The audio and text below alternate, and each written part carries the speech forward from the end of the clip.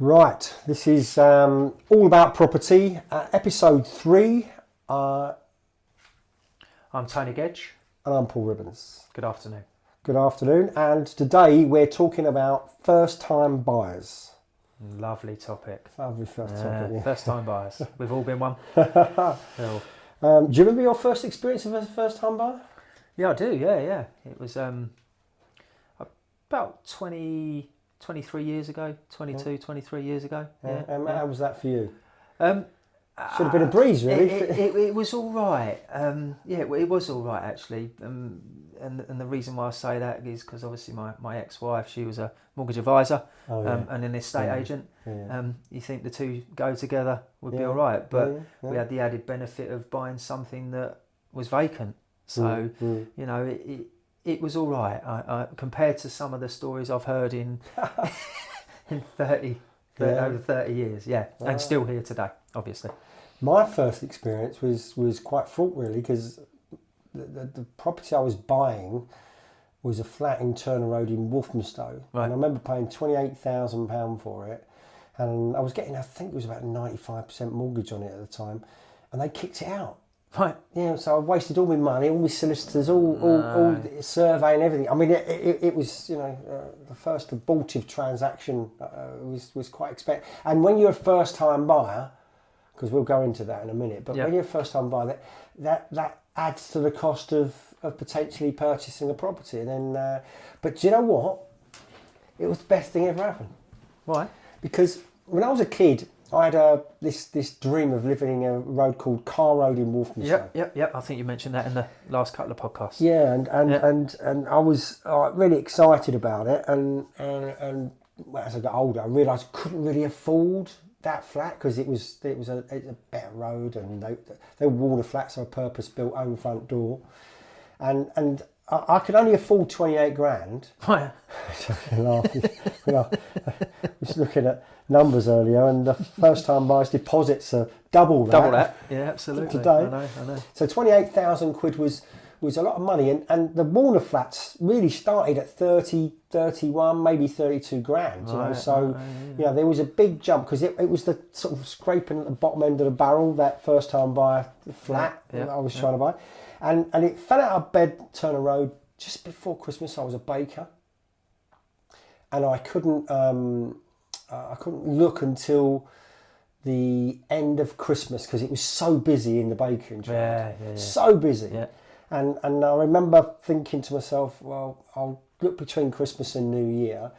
And people were sort of like mocking me in a way, like no one will be open between Christmas and New Year, you won't find much. And the Warner Estates used to sell their flats direct, not through estate agents. And Warner Estates were a big landlord that was selling their stock off as they come vacant. They would either do one or two things. If it was really bad, they would sell it to a developer. Right.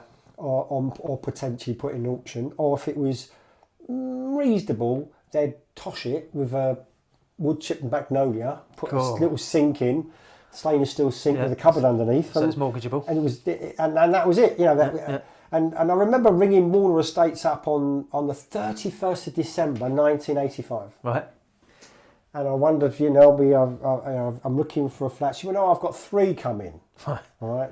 I had them coming just before Christmas, but they were not back until the 30th or 31st. And she said, I've got one in Carr Road. I went, I'll have it. And she went, no, you've got to have a look at it. I'll have it. I said, how much is it? She went, £28,250. Happy New Year. The £250 nearly killed me, Tony. I bet it did. Honestly, it was probably like today. It probably, if you was buying at £500,000, it's probably the difference of another £2.5 grand or something. It was it was a lot of money at the time. Yep. And she said, I got one in Edward Road and I got one in Coppermill Lane. And I picked all 3 keys up. She let me have the keys. Right. I paid a tenner for deposit. She let me have the keys. Good old days. Off I went down to, and I didn't give her the keys back for Carr Road. I said, I want that. You want that? I paid her the deposit. Yeah. Because you used to pay the deposit in them days. Yeah. You don't anymore. No. And that was it. And I bought that flat. But you didn't buy it there and then, did you? Well, you put your deposit down. It took me a little while. I was a baker. I was very experienced. Yeah. But the whole process, that abortive transaction and the new transaction, taught me a serious lesson. And because it was an end of terraced, Turner Road was an end of terraced building. It had wall ties on it. Which I know, we know that now. What do they? I didn't know that. Those cross metal things. Do you want to enlighten on that? What does it do? It holds the wall in. Literally, holds it in, stops it falling out. So there was a structural issue. There was lots of damp. It was ground floor flat. Right. So there was lots of, and it was a Victorian building. And it was a poorly done conversion. Sounds all right for 28,950. So anyway, that was my experience as a first-time buyer, and it was it was a bit full. But so really, what we want to really talk about today is what it's like to be a first-time buyer today. Because obviously you're at the sharp end. I am the sharp end, and I've dealt with countless numbers of first-time buyers over the years, countless numbers of them. And for me, as an agent as well, there's nothing nicer than helping a first-time buyer because I always remember what it was like. You hear these horror stories of I bought my first house, it was horrendous, and let's face it, it's the most valuable purchase we'll ever make, I think. Yeah, for financial. Financial, and not emotional purchase, necessarily. Yeah. Maybe, because we buy an emotion. We do buy an emotion. They say, you walk over that threshold and within 30 seconds, that's the one. Is it? Probably. I still get the feelings when I walk into homes now, this feels nice, or not sure. And I still ask myself the question when I'm valuing stuff for people, can I see myself living here? And that's the question. But being a first-time buyer special, it's an exciting part of your life, without a doubt. And it's funny because first-time buyers, the level that they buy at, if we go back to, we was talking on the first program, the first episode about when we first got in the market and we had loads of repossessions and the market wasn't as I think it was more difficult then, but it was a different time when back in the 90s. Today it's very different, and also you've got more access to information. Absolutely. But do you know this? I don't know if you know this. This I don't know where the stat come from, and I'll look it up and I'll find out where I got it from. But apparently you spend more time researching your computer than you do a home. That's the statistics. It's that people go, I want to buy a house. They go off and they buy a house. They don't do the real deep research. They're looking at a house. Most people got an idea of what they want, and they have to adjust their criteria quite quickly because they have to make compromises. But they don't research necessarily the neighbourhood. They don't necessarily research. I mean, I was buying a property as a trader, where there was a guy who went to prison, right? And I did a lot of research before we purchased it because I thought this could well hold the property back because all of a sudden everyone finds out, oh my goodness, someone got killed in there, or what are the circumstances? But honestly, you'd be surprised how little research people do on a home before they purchase it. Doesn't surprise me. Doesn't surprise me because it is an emotional thing, and it is quite an impulsive thing. And it doesn't. I think it's impulsive when you come to actually looking and actually making a decision, but the actual decision, because obviously it's a big purchase, unless you're fortunate to have someone with a large bank account that gives you a load of money for you to go and buy something. There's usually quite a long process of saving up and thinking about what it's going to be like when you buy your first home. So I think it's a lot more. Whereas my days, you get 5% together or less, and you can buy a house. Today it's a lot more of a longer term purchase, because we were talking earlier what the average age of a first time buyer was. In the 30s now. 32 according to Barclays. 32, and I think it did creep up to 37 in the period of 2008 to 2012. I think it did. It was getting up towards the 40s, but it seemed to have dropped a little bit now, which is a good thing, you know. I think that's going to change myself, but that's for another conversation for another day. Mm-hmm. So, what things do you think first-time buyers should look out for? Is there a right or wrong way, like anything in life? If I can give anybody any advice at all, the first thing you need to know is what deposit you need. Yeah. Right. Yeah. Because the reason why I say that is it's all very well knowing how much you've got to pay for your mortgage, which you can go and see a a really qualified mortgage advisor out there that we know loads of them, 10 to a penny. But how do you know what your deposit's going to be? Yeah. We can all assume we might get a 5% deposit, which is a 95%, mortgage. Do you get many people nowadays, especially in the last sort of 10 years, do you get many people that walk in and have done no research on... Yeah, absolutely. They just walk in and think, I want to buy a house. Absolutely. The amount of times is unbelievable, yeah. Really? Yeah. They come in, I want to buy a house, and, one of the things when I've been fortunate enough to run many offices throughout my career is I've always said to my team, you need to do a comprehensive registration on them, yeah? Because the thing I don't want is when I put that offer forward to the vendor, yeah? They can afford a toothbrush, yeah. Yeah, exactly. And then 3 weeks later, I have to make the phone call and say, I'm really sorry, they can't get the mortgage. Number one, that's a complaint coming in. And number two, it's a disinstruction. And number three, it's not going to be a recommendation from that vendor to use me as an agent or the name that's over the door or as an independent agent. So the comprehensive registration and going back to your question, first-time buyers need to know what deposit they need to start with. Yeah, that's the start. Yeah, and that they can work it out themselves by tapping it into Google. I wouldn't advise it. I would make. Yeah, I think you make a very valid point there, because I think if you could tap it into Google and it says 10%, but actually applying or going through the process, you might need 15. You might do. So it might be your circumstances don't fit the 95% criteria or something. Absolutely. So it's vital that you don't do it on Google or even Rightmove do a calculator, don't they? Because you can go which can be very misleading. Yep. Because you can change the parameters on them. Of course you can. Say you put 5% deposit. You can put, but it doesn't stop you. Because it doesn't know your circumstances, does it? No, it's just taking an average. It'll give you. You can mess about with the interest rate, or you can mess about with the deposit. But that's why you need to go and see a qualified mortgage advisor from day one. Forget about assuming how much you're going to look up to. Go and see that mortgage advisor from day one and say, right, I want to buy a house. They'll ask you all about your circumstances. Yeah, they'll ask you, what's your outgoings? Yeah. What do you pay on bills? What do you pay on your dog food? What do you pay on your mobile phone bill? And then they'll tailor make what you can afford. Yeah, they'll tap it into the computer, whatever lender they decide to do.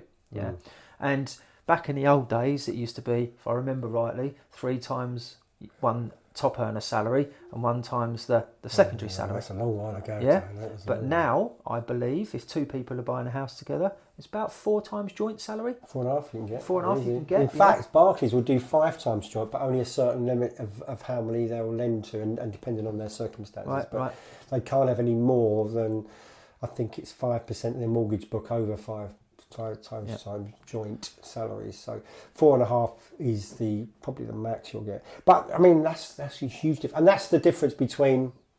Well, I'm doing another podcast tomorrow about the state of the property market, and while I was doing my research, I was shocked. My first mortgage was 14.5%. Yep. Right. It was 12.5% base rate. I got penalised for having 1% above base rate because the property was built before 1919. Right. I mean, talk about cheeky load it. And then 1% because it was 100% mortgage. Right. So I was paying 14.5%. And so when I was looking at the rates, in the 1970s, rates peaked at 17%. Yeah, they did. 17% in the 1970s. Yeah. So rates are a lot less than they used to be. So if you look at the 70s, you had double digits. The 80s, you had a lot. Towards the end of the 80s, it dropped down to the latter 6s.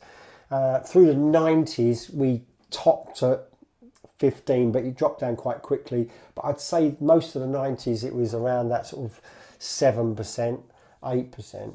But since then, we've had interest rates fluctuating from 3%, and it's topped out 5.75% in 2007, July 2007, and it's topped out so far at 5.25%.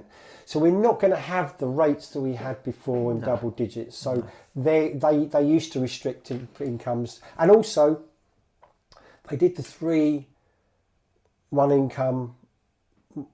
times one income and once the other income, because traditionally back in the 70s and the early 80s, you would have had the main breadwinner would have possibly been the male with a dominant income, because there were things that were different then. Women didn't work so much in the 70s as they do today. It's very much equal today. Absolutely. Hence the reason why you can't load one without the other. So, so I think, and so they will lend you more because the interest rates are lower.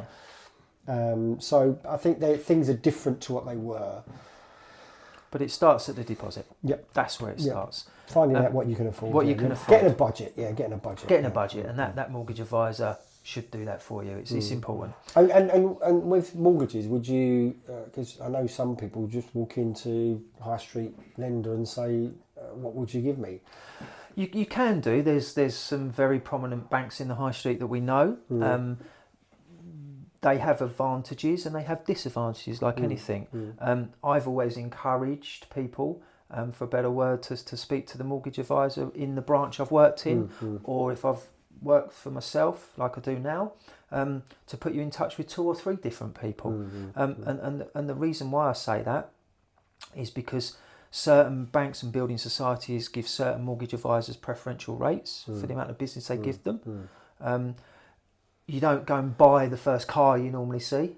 Yeah, some people do. Some people do, but they'll shop around, and it's good to shop around and get a feel of what's out there, because it's a big commitment. Yeah, get it. Yeah. Big commitment.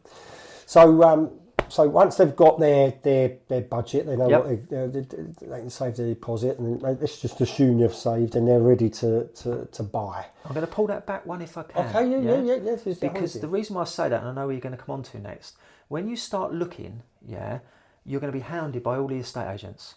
As a first-time buyer, and all you want to do is go and find a house. You'll be asked all the same questions. Have you seen a mortgage advisor? Yes, I have. Have you got an agreement in principle, or known as an AIP in terms? Yes, I have. Come and see mine. I'm okay at the moment. I just want to find a house. But that agent will take you seriously. For what? If you say, I've got an agreement in principle, and I've got a deposit, whatever that deposit is, and if you turn around and say, I haven't seen anybody, it doesn't carry as much clout. So it's a bit of preparation beforehand. Absolutely. But what happens, and you've been this side of the desk, and I think it's important that people know this.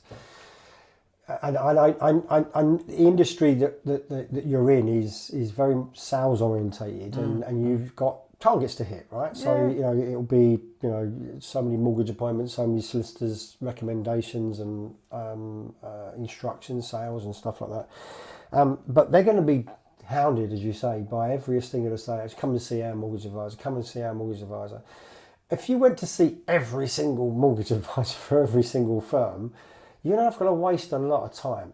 So what positions you as far as, because the companies you've worked for in the past would have pushed for that, wouldn't they? They do, but just taking that back again one step. If you went and saw every mortgage advisor and you were naive, for a better word, and you saw 10 in the high street and every mortgage advisor done what's called an agreement in principle check, what happens to your credit file? It's knackered. Exactly. So if you can take any... So this is a big top tip. If you're a first time buyer and they start hassling you for appointments, mortgage appointments, say, no, I don't want to mess my credit rating up. So that's a good just point. A little tip in there. So as long as you've done and got that mortgage in principle, that's the most... Because I'm a great believer in... There's a point at which you push that service, which we'll come on to a bit later. Yeah. There is a point, but at what point do you back off as an agent? I firmly believe rapport building. Yeah, as an agent, you build rapport with someone. And sometimes, in the best will in the world, not everyone likes Tony Gedge. When they're registering them, I understand that. A lot of the time, people do like Tony Gedge, because they know I understand the process of doing it. Experience as well, yeah. Exactly. Yeah. So getting him into a position, and again, if you've seen the mortgage advisor, they'll use this line: "We'll put you on the priority buyers list." That old chestnut, yeah. And what that means is, as soon as a property comes onto the market with that desired branch, they'll phone you straight away. But are you really the only priority buyer? Yeah, I was about to say, it's like speedy boarding with EasyJet, right? Speedy boarding. If everyone's got speedy boarding, who goes first? Oh, the developers. That's who goes first. Yeah, so that beware of priority list. It's funny because I as a dealer, as a trader, I regularly hounded by some agents, but especially the big firms, saying, "We want you to see our solicitors. We want you to do this. We want you to do that." By all means, from the solicitors. But no, they want you to pay a premium to go through a process with them, so you become a priority buyer. So it's like a little bit of conditional selling in a way, because they're trying to lock you in. Yeah. And so be wary of people trying to lock you in, because you want to try and be independent. Exactly. So we've got our AIP, right? Yep, agreement in principle. We're ready to rock and roll. Yep. It's the 31st of December. Yep. 9th, whatever year it was, and we've hit right move and we started looking round. And what next? For those of you who don't know, Rightmove is the most prominent website out there. Yeah, it's like your auto trader. If you're looking for a house, you have got Zoopla, you have got On the Market, you have got Prime Location. You can set all your parameters up on it. Yeah, so once you've got that figure from the mortgage advisor, I'm looking up to XYZ, put it in there. I'm looking for 2 bedrooms in ME1 to ME20. Go and start looking at property. Go and start looking, as you said earlier, work out the areas where you want to be, what's important to you, why you're moving to that area as well. Go and start viewing. So what do you think is important when they're looking? Because obviously you've sold a lot of properties. You've got a lot of experience, years and years, far greater than the average agent, right? Because you see some of these little kids with spiky haircuts, and I'm an old man with spiky hair. they've been in the game for a couple of years. They've only known the good times. They come into the back. You've got lots of experience. What are things that people should be looking for before they go and out looking and I think it comes down to affordability. Yeah. Because there's a big question there. Yeah. Question. But we've already gone through that, because they've got the way of point. What they're looking for, they're looking for area. Yeah. The best area they can find. Yeah. Best area they can find. Yeah. That's important. Can you park? Is there parking if you've got a car? Yeah. Condition wise, don't worry about the condition. In my opinion, as long as it's mortgageable, because some people not to do work. So it depends on. Well, I understand that. That's personal preference. It is personal preference, but you're going to change it. Yeah, I would say we're all individual. Well, yeah, I think it depends on their priorities, and because I think I've sold properties in my past to professionals, and they don't want the hassle. Hence the reason why you'll get a lot more for a house that's already done up. Go buy a new build. No, but you've got that either new build or say it's exceptional condition. Some people want that. Some people come in and say, I want something that needs modernisation. I put my own stamp on it. Yeah. Because I was always quite handy. So as I said to you, that first flat I bought only had a kitchen sink in it. And I fitted the kitchen and stuff like that. So I was quite handy and wanted to add value to something. Whereas, if I had bought, because bear in mind, I bought a flat for 28,250. I sold that within 9 months for 42 grand. Yeah. So I had the uplift of the market, plus I added value to it. So it depends on what their specific requirements are. I think that's important. But I think my advice would be buy the best you can afford. Absolutely. Because I think that's important. When I say best, I'd rather buy the worst house in the best street rather than the best house in the worst street. But the street might suit someone, it might not suit others. But and this is my advice, being in the game 30 or 35 years, more than that, 37 years. I would suggest have an eye on its potential to resell. Definitely. Because you don't know what the circumstances will be. We don't know what the market will be when you come to sell it.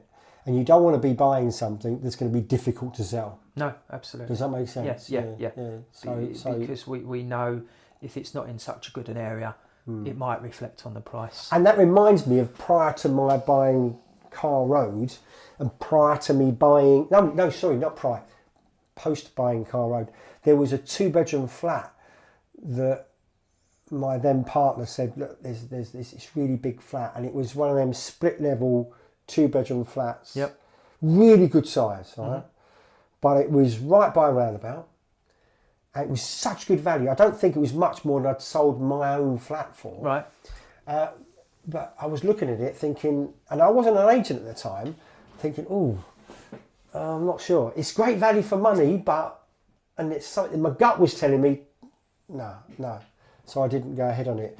And not long after that, they put a new road through the roundabout, but it wasn't right. And I think sometimes you can tell, but there are, and this is something I think is really important from my own perspective as well, is don't get desperate. No, don't jump into the first thing you see unless it's really got that feel about it. Just don't jump in. Because I think in the last few years, you've had that market where it's been crazy, and people were literally having to fight for things, and so it was a dangerous time to purchase in a way. It was a dangerous time to purchase, but now the market's calming. Don't get carried away with negotiations. Don't let the heart rule the head. And by all means, if you ever want to drop a comment in the box for one of us to contact you about maybe helping you negotiate, we'll do that for you. I haven't got an issue in that, because that's what we're here for, to help. Yeah, sure. Because I think that's the other thing as well, is that it depends on where you are in the marketplace. And, Definitely. And I do remember my daughter buying her house, and it was a guide price, and it was offers in excess of, and you have to try and guess what it needs to be. Yeah. And that's a difficult one, because how does someone deal with that?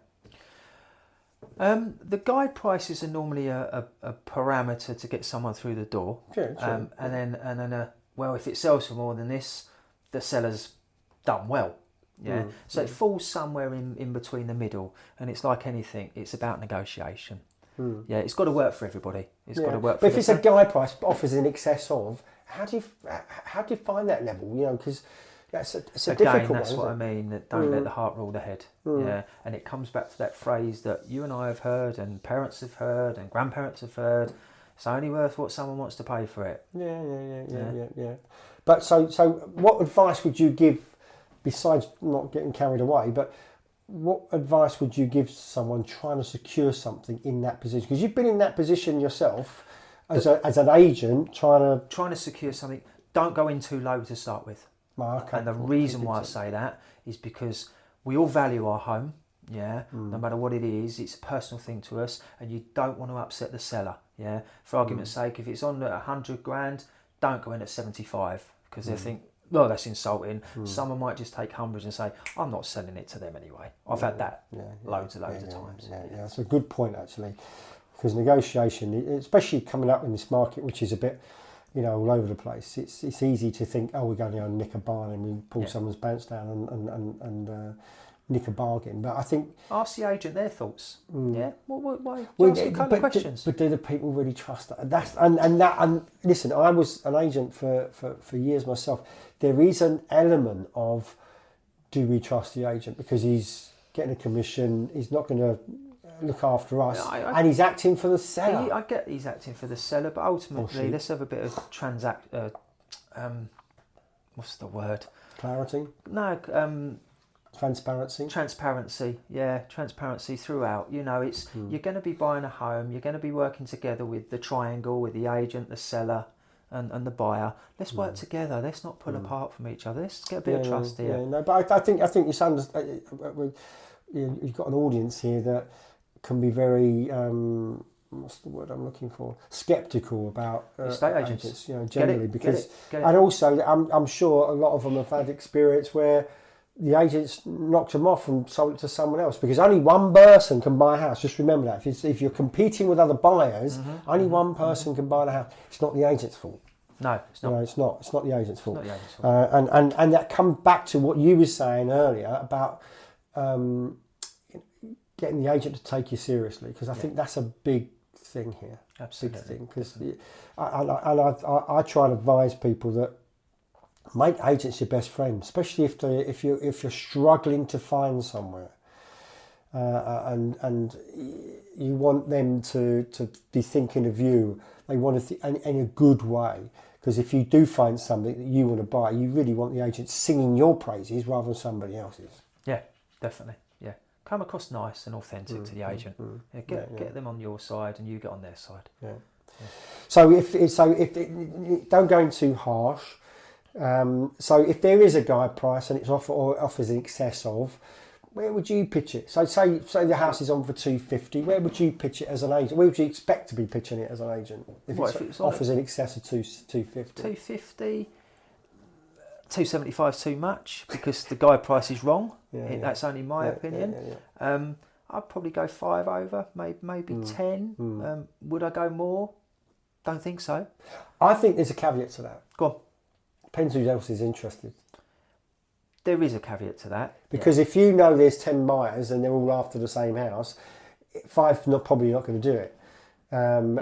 Or you try and find out from the agent what position people are in, because you might be a first time buyer, you might be competing with someone who's in a chain, so you can knock them out. There is so it's a case of I think getting the best information you can from the agent. What am I up against? What am I up against? That's a good question. That's a pretty simple question. What am I up against? As a trader, a question I always ask is, where are you expecting it to fall? I.e., whereabouts? What are your expectations? Not necessarily the vendor's expectations, where the agent's expectations are, because they might be different, as you know. Yeah, they might not align.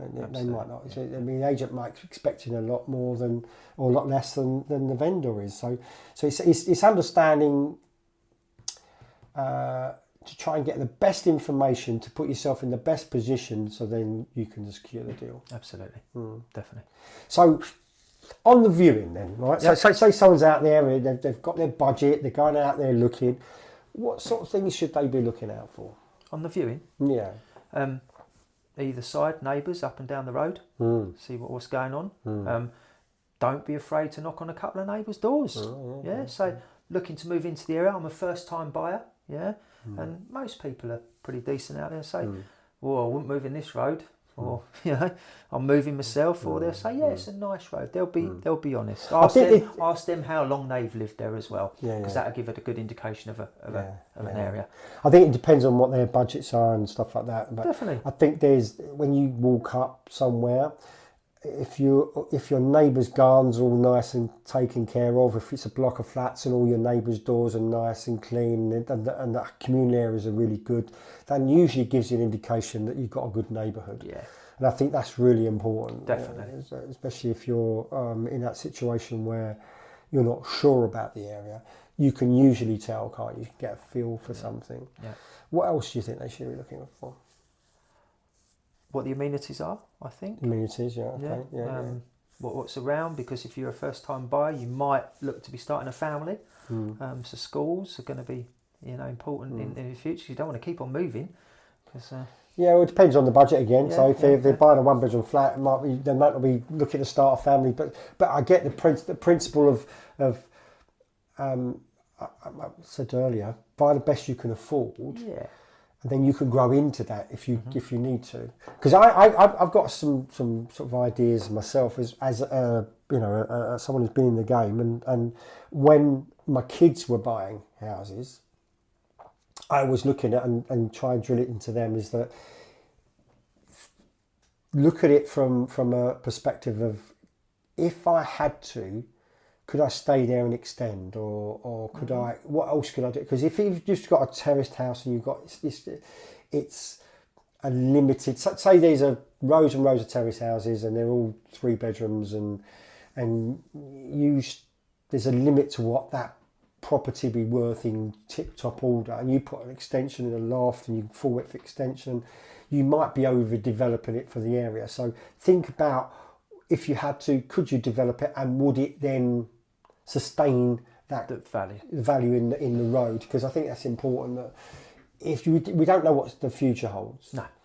We don't know what's going to happen. So I always think about the longer term. Definitely. So if that makes sense. Yeah. So I mean, my flat was it had a loft, and that you could always convert the loft if you had to, you know. So. But on saying that, little tip for first time buyers: always make sure that the loft is involved in the purchase, because sometimes it's not. Yeah, some flats haven't. It's not in the demise of a lease. So you know, just make sure. So big tip. Yeah. Make sure. Yeah.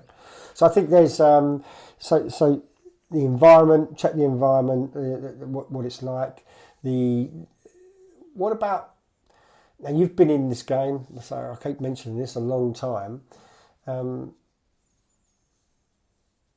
I don't think it happens a lot, but what things should they be looking for that aren't glaringly obvious that could trip them up? So my old flat there with a cross on the wall. If you see something with a cross on the wall, be very careful. Being a first-time buyer, you unless you've really done your research, and ultimately you have a survey when you buy the property, and you have a solicitor. So, you know, mum and dad, I wasn't lucky enough to have my mum and dad come round when I looked at my first purchase, but the amount of mums and dads that have been around and kibosh purchases in over the years has happened quite a lot of times. It's a difficult question, really, about. Well, I think what I'm trying to get at is that sometimes, because, and you make a very valid point, you have a survey done, you get the solicitors involved.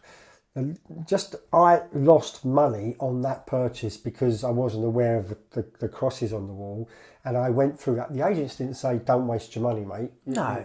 They just wanted it might be a chance it might go through. Had I known that, I wouldn't have wasted the survey, the solicitor's fees to get it to a point. So I think that's something I would be looking at, is try and get as much information about it before you spend any money. Yeah. Because it's all right saying, I'll buy it and then have a survey done, but the survey can come up with some pretty obvious stuff sometimes, right? Yeah, pretty obvious stuff. Yeah. And if you're not sure, take someone you know that might be in the building game, or someone who might know. And you're right, sometimes people can kibosh things. Yeah. But at the same time, don't overcomplicate it either. Don't do your due diligence, but don't be overcomplicating it. I would say, because that's what the surveyors are there for, and it's their job to pull something up, because it's their backside on the line, and that's why they're professional indemnity, and they really don't want to claim against them. No, sure. And the legal title and everything else is for the solicitor. Yeah. So what next? Well, once you've found that dream purchase and done the negotiations, you instruct a licensed conveyancer or a solicitor. And again, I'll remain very professional, but I've worked with some good, bad and indifferent ones. I think it's important to get the right solicitor. No disrespect, but I shouldn't have a head of hair by now. But I have, because I've learned how to deal with them. But it's important to get the right solicitor. And it makes your life easier involved in buying the purchase, because you want that purchase to be memorable for the right reasons, not for the wrong reasons. And I'm going to say it, because I speak as I find. 9 times out of 10, when a purchase falls through, the vendor, that's the seller, will always blame the agent. And let's face it, it's an agent's job to do their job properly, to earn their commission to get it through. They very rarely will blame the licensed conveyancer or the solicitor, and a lot of times it is their fault, because they take time, they drag their heels. But then if you speak to a solicitor, they'll probably turn around and say, "Well, I'm trying to protect my client." So I understand that, but that's again, it's a conversation. I think that's managing expectations. Managing expectations, definitely. I think that's I used to recommend lawyers when I was an agent, and I'm sure you do. And I only recommend the lawyers that I used to work with who would effectively jump when I said jump. Yeah. Because I think, and they'd say how high. You want to be able to control the solicitor to a degree, like ring them up and say, "Can you get this done? Can you get this done?" I think we spoke about one of the previous episodes. I think the fastest I ever exchanged contracts as an agent with a first-time buyer was 24 hours, and that's only because we was under pressure to get it done if they wanted it, and we didn't want to leave anything to chance. And I made sure they had the right mortgage consultant, the right solicitor, and I did a lot of the running around. That's not going to happen for most people, but this is the point. Jamie did everything I wanted him to do. That was the solicitor I recommended. He did everything I wanted to. I said, "Can you do this, this, this, this, this?" So getting a solicitor that will give a good service is very important, because everything's done modern technology nowadays, emails and stuff like that, and the emails can get lost. They can, and they get pushed down, and they do get pushed down, and it's all about how efficient that solicitor is. And I think the biggest complaint I hear from people using solicitors is they don't return my calls, or they don't. Absolutely, but don't. I'm going to throw something in there as a caveat. Don't necessarily go for the cheapest one either. I know we want to save some money, but the cheapest ones aren't necessarily the quickest. You can't blame people for going there, and I totally get it. 100% agree with you. You can't buy better for cheap, and the bucket shop outfits, they're doing it a lot cheaper than the bigger firms. But I think this is my advice: if you're going to choose a solicitor, ring a firm up and ask to speak to someone. If they don't return your call, or they don't take your call, or we'll send you a quotation, that's probably the one to avoid. Definitely.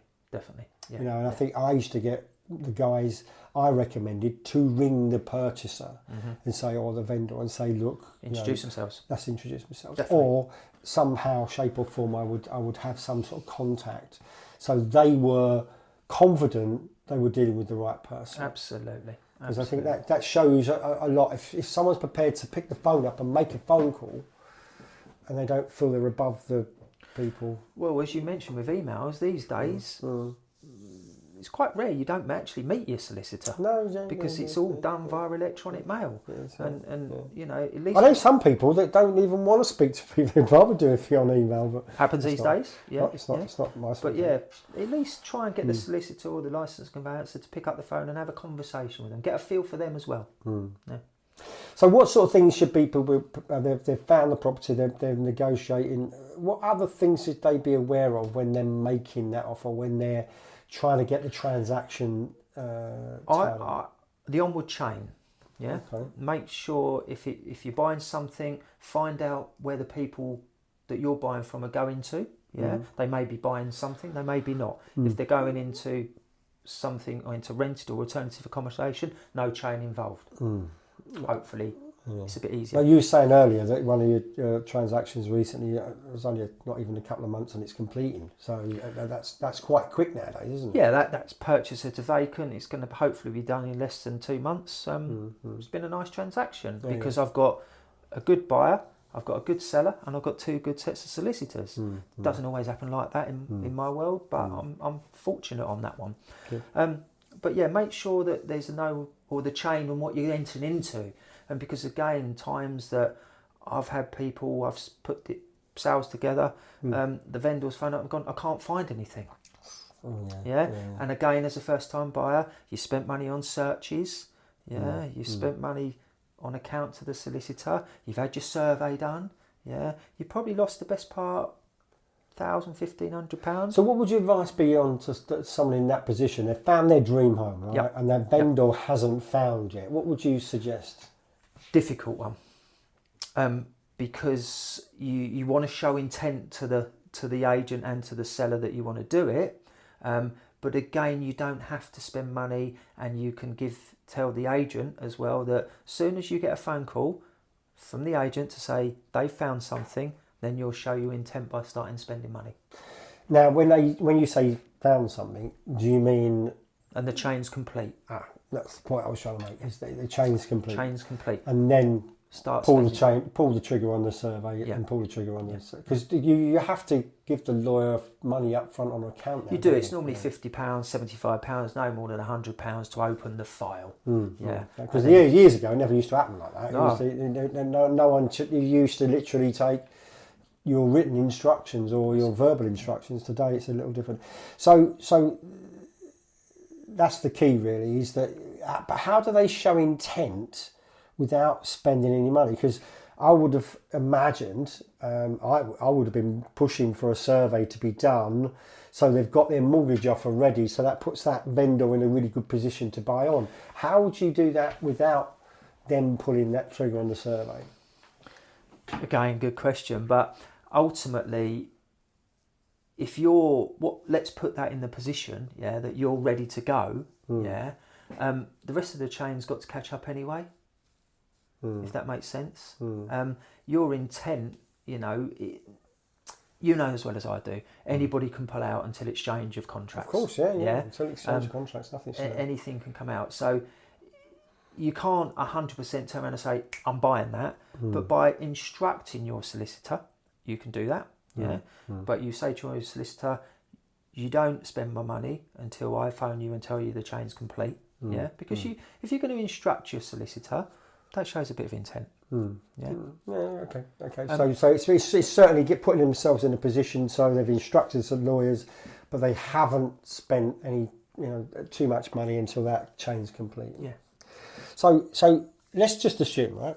Got first time buyer. They've found the house of their dreams. They've got everything's tied up with a chain. They've pulled the trigger on the survey. Survey comes back bad. Time for negotiation. All right, okay. Supposing the vendor says no negotiation, what happens? How much? Look, when you're buying something, again, surveyors reports I've seen, I've had a buyer's phone me up, this house is falling down.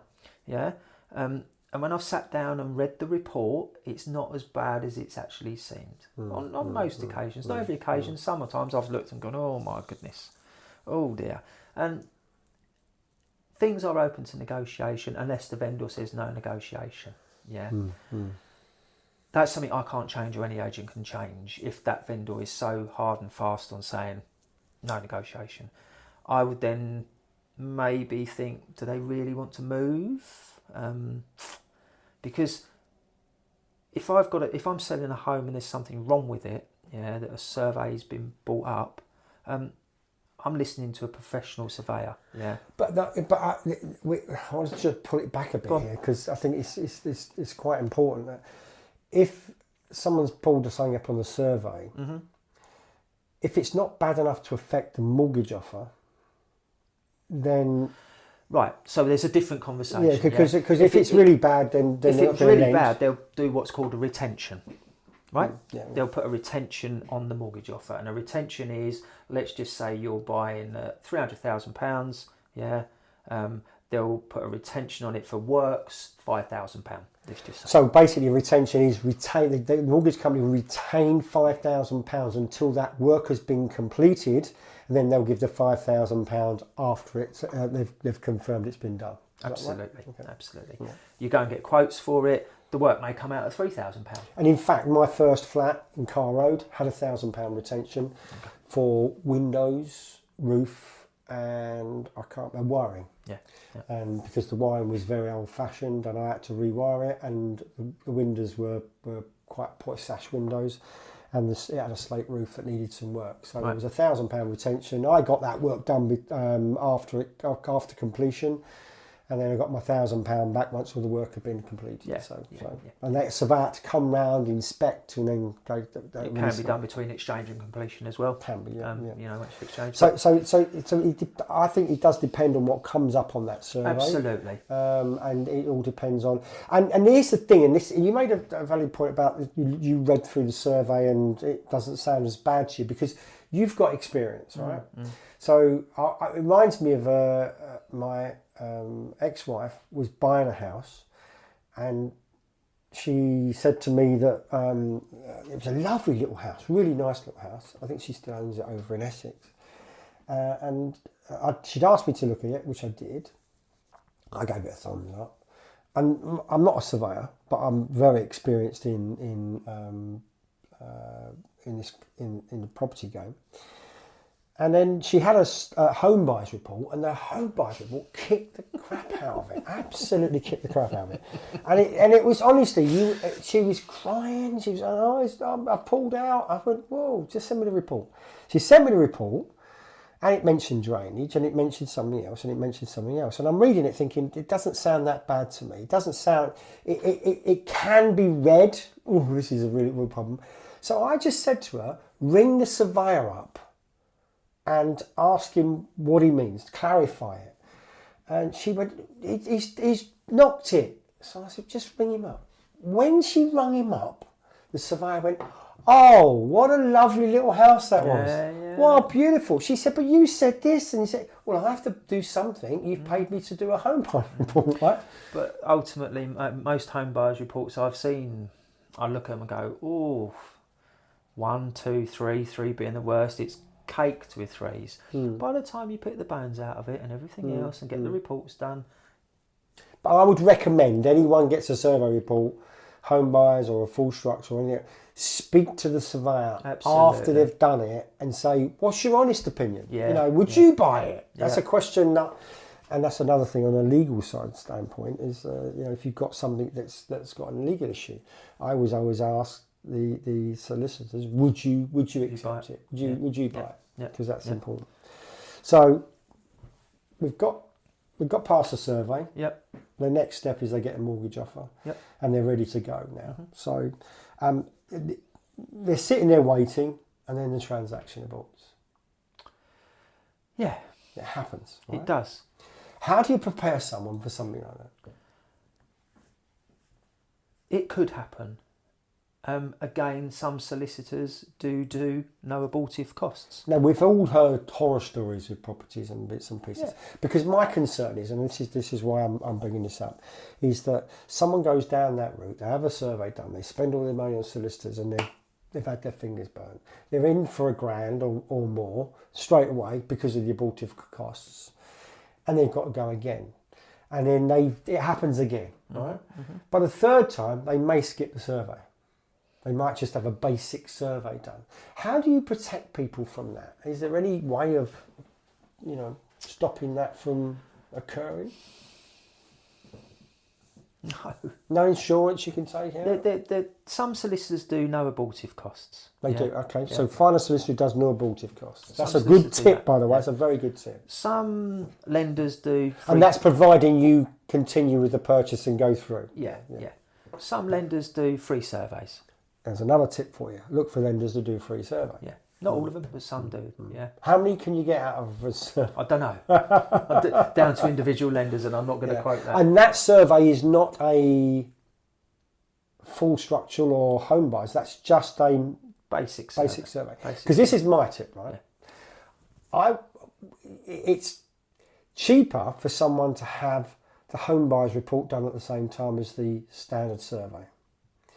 But if they got the standard survey done, they know it's passed, it's okay with lending, would you then recommend they just hold back on that until they know it's virtually ready to go before they have a home buyers? That's a really good question. Because I've worked in offices where, agents think, oh, they're having home buyers done. Here we go. Right. Now I want you to get strange. I want you to see what you do. Replay that because it's important. Because that's what agents are up against. They're oh god, it's going to fall out of bed. The transaction's not going to go, or we're going to get problems down the road. Because what tends to happen is we was talking about the surveys being done, and it's being misinterpreted. It can be the kiss of death. So be careful. Yeah. But I personally would always recommend someone does all the physical checks on something before they purchase it, because you just don't know. Yeah, definitely. Yeah, that's what servers are in place for. Yeah. So we're ready to go, right? Yep. We're sitting there waiting. Yep. Haven't exchanged yet. Yep. And they're getting everything sorted out. Yep. Big tip. Be patient. the point I was trying. You mentioned something earlier about someone holding back until exchange of contracts. So what I mean by that, don't give notice on where you're living if you're living in rented accommodation until you've exchanged contracts. Yeah, look at the timescale. Yeah, because I've seen that happen where people think, that's it, we're ready to go, we're going to exchange on Friday, and they give notice on their flat and they don't exchange on Friday. Yeah. And it's dragged out for longer and longer and longer and longer, and they've remained homeless, so made themselves homeless. So be careful. Until you exchange of contracts, nothing is certain. And at exchange, before you exchange contracts, your legal representative will have to phone you. I'll play devil's advocate here and say, it's the 20th of October today. Have I got your authority to exchange contracts with completion for the 31st of October? So they have to ask for your authority of the completion date. Yeah. So that gives you timescales. And then you can turn and say, right, okay, so you can get your ducks in line and think, I've got to give months notice, or I need to give notice to my bank to get my deposit or the rest of the deposit for completion and everything else. So you've got your timescales. I always try and say to first-time buyers or anyone buying a property at the bottom end, try and be as flexible as possible, because it gives that flexibility, especially if there's a chain involved, because you're the one that could cause the problem if you're not sure. Once you're there, you say, well, I can complete and give a few dates, then that flexibility can be quite useful, because especially if you've done the job properly, i.e. as a first-time buyer, you've got the ear of the agent, they're on your side, they've put your offer forward rather than someone else's, because you've got flexibility. So that's important. Definitely. So what else have we got to think of? Moving. Right, okay. That's a fairly easy one, that. Yeah, I mean, listen, again, if you're moving from home with mum and dad or things like that, or you're moving out of rented, don't forget to book that van or something like that, and put that into your costs at the beginning, so it's not, I've got 550 quid for that. Is that all it is? Well, for the day. Well, for a van, for a van, maybe, but for your removals could be and more so, than that, couldn't it? Yeah. Set your removals as well. Okay, right. So I think we've covered most of the things here. Any other things you can think of that we may not have? We've mentioned chain front, buying process, cost of purchase, deposit, mortgage rates. We didn't talk about mortgage rates, but then I think they're flexible. You've got to be careful that I don't really want to get into talking about rates, because that's what the mortgage insurance. You didn't mention insurance. Oh, insurance. That's it.